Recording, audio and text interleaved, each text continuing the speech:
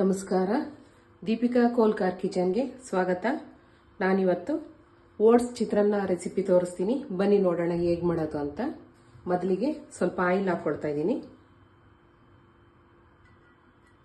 ಸ್ವಲ್ಪ ಹಾಕ್ಕೊಳ್ಳೋಣ, ಇಷ್ಟಾದರೆ ಸಾಕು. ಜೀರಿಗೆ ಹಾಕ್ಕೊಳ್ತಾ ಇದ್ದೀನಿ,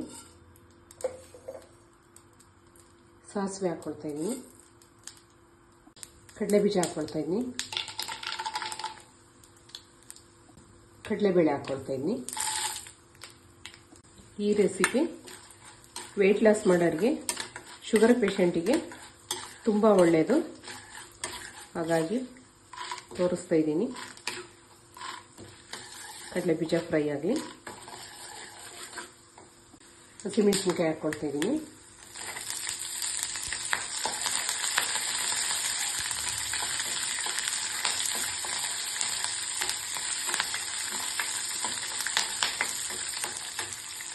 ಅರಿಶಿನ ಪುಡಿ ಹಾಕ್ಕೊಳ್ತಾ ಇದ್ದೀನಿ.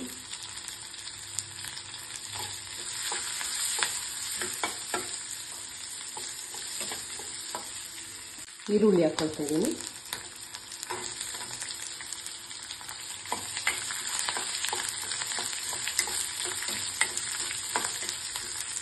ಉಪ್ಪು ಹಾಕೊಳ್ಳೋಣ, ರುಚಿಗೆ ತಕ್ಕಷ್ಟು. ನೋಡಿ, ಉಪ್ಪು ಹಾಕ್ಕೊಳ್ತಾ ಇದ್ದೀನಿ.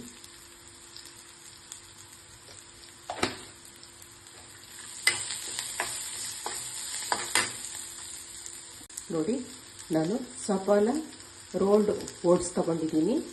ಈ ಓಟ್ಸು ತುಂಬ ಚೆನ್ನಾಗಿರುತ್ತೆ. ಒಂದು ಅರ್ಧ ಬೌಲ್ ತಗೊಂಡಿದ್ದೆ.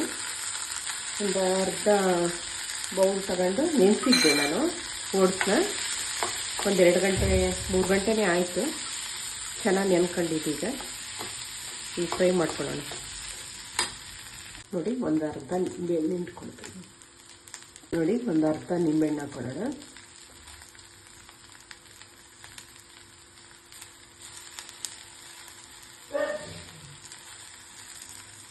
ನೋಡಿ, ಕರಿಬೇವು ಹಾಕ್ಕೊಳ್ತಾ ಇದ್ದೀನಿ. ಕೊತ್ತಂಬರಿ. ವೆಯ್ಟ್ ಲಾಸ್ ಮಾಡೋರಿಗೆ ತುಂಬ ಒಳ್ಳೆಯದು, ಶುಗರ್ ಪೇಷಂಟಿಗೆ ತುಂಬ ಒಳ್ಳೆಯದು. ಓಟ್ಸು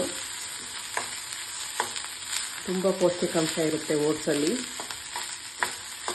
ಯಾರು ಬೇಕಾದರೂ ತಗೋಬೋದು.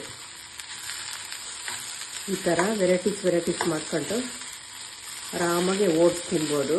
ಬೆಳಿಗ್ಗೆ ಟಿಫನ್ನಿಗೆ ತುಂಬ ಚೆನ್ನಾಗಿರುತ್ತೆ, ರುಚಿಯಾಗಿ. ಓಟ್ಸ್ ಅಂತ ಗೊತ್ತಾಗೋದೇ ಇಲ್ಲ, ಆಗಿರುತ್ತೆ. ಆಗಿದೆ, ನಾನು ಪ್ಲೇಟಲ್ಲಿ ತೋರಿಸ್ತೀನಿ.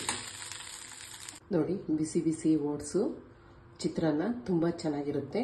ತುಂಬ ಈಸಿಯಾಗಿಯೂ ಇರುತ್ತೆ. ಆರಾಮಾಗಿ ಮಾಡ್ಕೊಂಡು ತಿನ್ಬೋದು, ಆರೋಗ್ಯವಾಗಿರ್ಬೋದು. ಓಟ್ಸ್ ಚಿತ್ರಾನ್ನ ಸವಿಯಲು ಸಿದ್ಧವಾಗಿದೆ. ನೀವು ನಿಮ್ಮ ಮನೇಲಿ ಮಾಡ್ಕೊಳ್ಳಿ, ಹಾಗೆ ತಿನ್ಕೊಳ್ಳಿ. ಹಾಗೆ ಲೈಕ್ ಮಾಡಿ, ಸಬ್ಸ್ಕ್ರೈಬ್ ಮಾಡಿ, ನಿಮ್ಮ ಫ್ರೆಂಡ್ಸ್ ಆ್ಯಂಡ್ ಫ್ಯಾಮಿಲಿಗೆ ಶೇರ್ ಮಾಡಿ.